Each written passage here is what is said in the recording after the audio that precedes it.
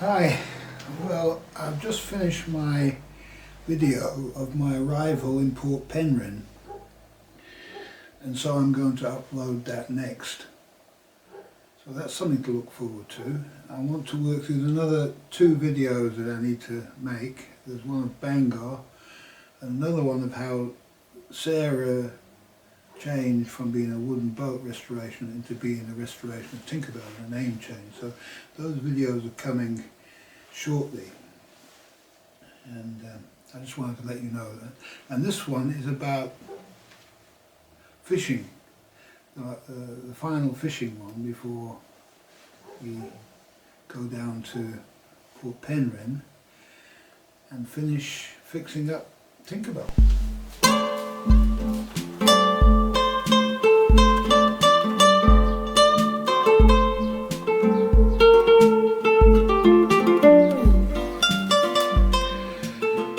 Well, here's a bit of eBay action, and I've been keeping my eye on this Penn Squidder here because it looks like rather a nice one, and at the moment it's sitting at £9 and it's closing in 3 hours time, 3.5 hours time.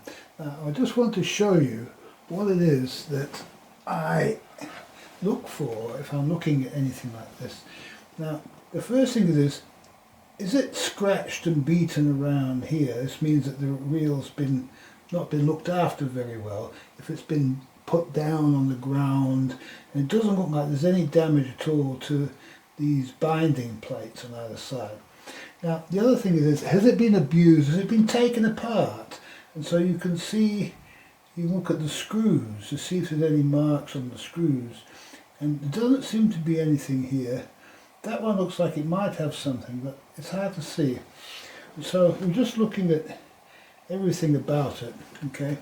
Now you'll see that there's a little bit of corrosion here where it's been cleaned, but it hasn't been cleaned in the little pieces inside that's been allowed to corrode in there. But that can be cleaned up. And so it's not a reel that you want to pay a fortune for, but it's a reel that it looks like it's a good reel. The handle hasn't been bent. Sometimes they get bent over. You watch out that this is all nice and straight, and the handle itself is nice and straight. Looks okay. There's no marks where it's been abused or anything. Sometimes a reel seat can get bent, and I don't know, there's some doubt here as to whether this is absolutely straight, but I'm not going to say it's bent at this stage. It looks okay. So all this side cover looks good. There's no wear on the, it hasn't had a lot of work because otherwise these sort of edges get worn. And this side you can see, this doesn't look like it's ever been taken apart here, so it doesn't look like it's ever been serviced. Doesn't look like it's ever been serviced. This is a real take apart. There's no wear on that. And so there seems to be a little bit of corrosion here, and so there may be a little bit of pitting after it's cleaned up, maybe a little bit of pitting. And so it's not absolutely perfect reel, but if it's a good price, it's going to be worth getting. You have to look at the handle. It looks like there may be a little bit of a crack there, but they tend to be like this. These handles tend to look like this, and so I'm not going to say there's anything wrong with that there. Now here you can see underneath here, there's quite a lot of corrosion under the reel seat, so it needs to be all taken apart and serviced, and then this area here can be cleaned up as best as possible. I don't know what this is here. I couldn't work this out.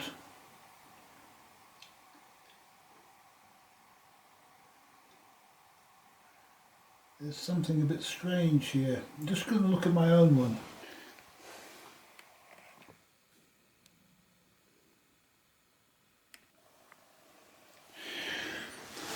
Okay, there's something dubious over here, but on the bearing. This is actually the bearing, and this should be, it looks like there's a piece being broken out of it here, and maybe even a hole drilled in here to lubricate the bearing or something, which doesn't want to be done like that. So there's obviously a problem here, and so this is how you have to be careful when you're looking at anything on YouTube, because what happens is this: the person has intentionally photographed the reel from this angle without bringing attention to it, but just including it in the photograph, so that if there's any, if you get the reel and say, oh, it's got a hole, it's all been messed up here, it says, well, it was on the photograph.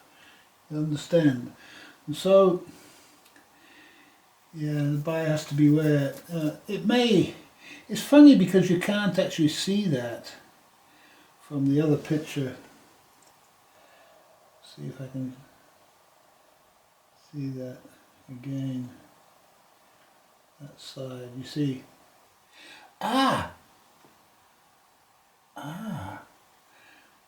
You see, now, this is very interesting.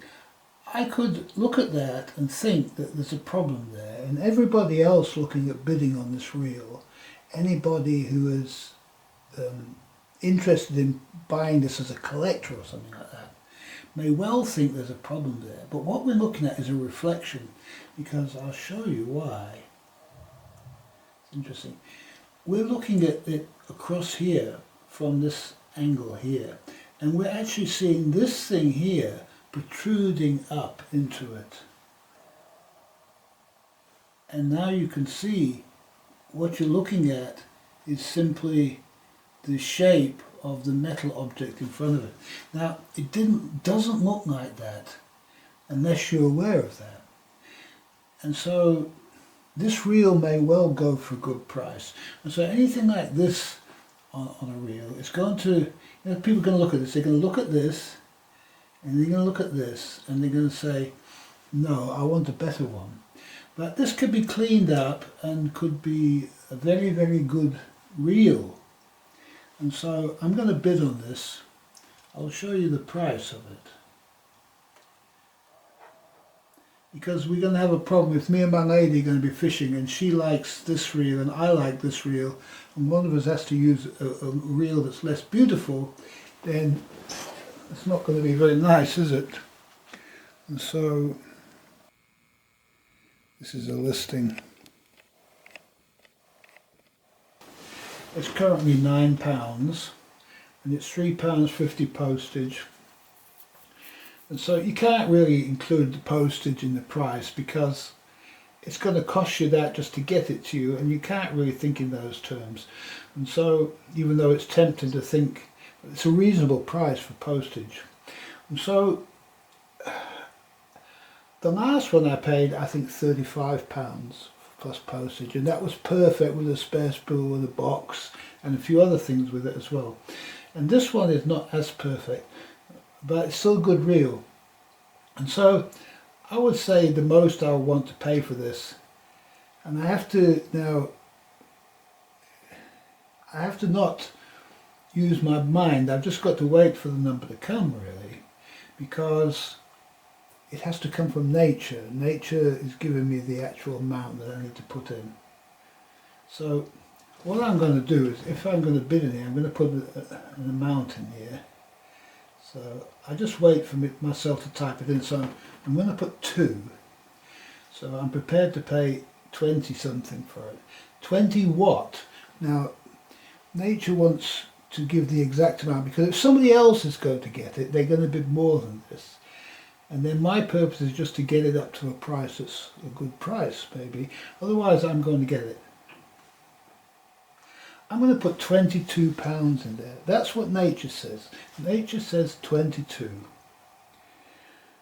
And so I'm not going to bid now. I'm going to wait right till the end. So what I'll do is I'll stop the video and I'll show you as it goes down. It may go above 22 before we even get to the end.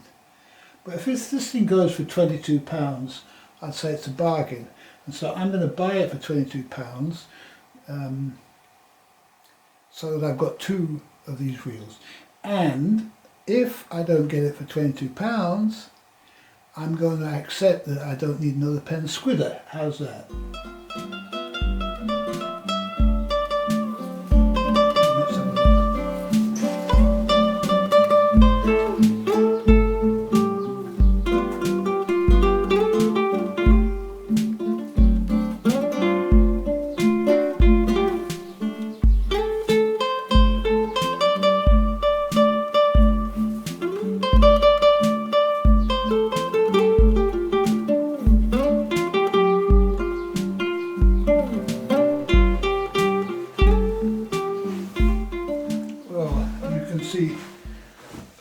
2 rods now, complete with fishing reels and line and everything on them, and they were quite inexpensive really. Each of these rods was less than £30, and the reels were between £20 and £30 each, and so it's not a very large investment, and this kind of tackle can probably last me the rest of my life, I would say. And so I'm quite happy with what I have here. This one is a more heavy duty outfit. It's got a stiffer rod, but it's fully rollered, so I don't know if you can see the rollers on it. It's fully rollered, and so it's my heaviest rod. It doesn't have a lot of bend in it, so it's really stiff, good rod for a big tuna or something like that. And this rod is much lighter. It's actually looks like it's carbon fibre, this one, and it's very light, and it's got quite a bendy action. Well, not very bendy, it's quite stiff too, but it's much bendier than the other one. You can see that in the camera. And it's got a roller eye at the top. I'm hoping I'm going to be able to cast with that. Sometimes you can't cast with that very well. I'm hoping I'm going to be able to cast with that. If I can't cast with it, I'm probably going to have to get a casting rod as well. I'm hoping not to have to do that. This is basically the casting rod and reel. It also doubles as a trolling rod and reel. And so kind of got the most versatile equipment I can lay my hands on here. I'm very, very pleased with the weight balance that they've turned out. This one is balanced almost perfectly over here. So it's going to be very, very comfortable. It's very light and comfortable. You can sit and fish with this for hours without really having any problem with it. The other one's a little bit heavier. The rod is heavier and the reel is heavier, and the rod is also longer. And so this one also balances very, very nicely, and is going to be fairly easy to keep in the hands too. It's a little bit more top heavy than the other, not quite as perfectly balanced, but very nice also.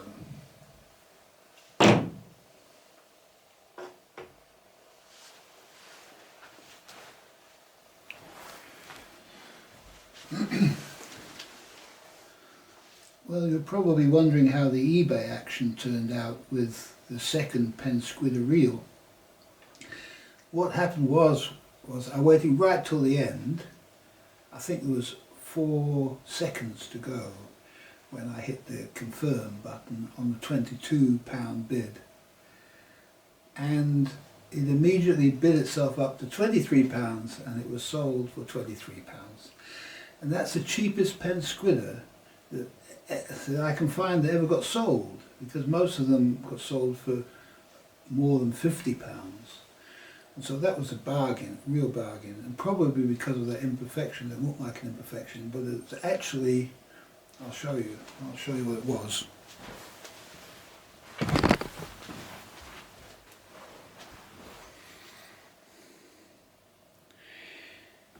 Yeah, I'll show you what it was, because you actually couldn't see on the other, on the other video I made. The camera wasn't pointing at it when I pointed at it. So this is the object which you're actually looking at on the camera, and the photo has been taken from this direction here, and so it looks like this is an imperfection of this part here. So it's interesting how, unless you knew that that was exactly in that place on the reel, you wouldn't know what you're looking at. After you can see what you're looking at, then the picture resolves in your mind and you can see what it actually is.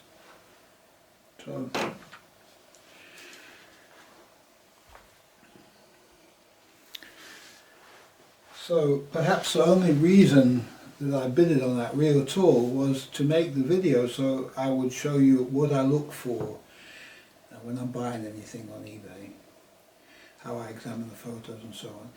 And I wasn't meant to get another reel, and I thought afterwards, after I lost it, I thought, do I need two rods the same? You know, when my lady comes on board the boat, I'm going to let her catch all the fish anyway, and so she's going to use whichever rod the fish happens to get on. And so I resolve that in my own mind, that I'm going to get enough fishing when I'm by myself, and it's necessary for a gentleman to help his lady out if she needs to learn how to catch fish, doesn't she?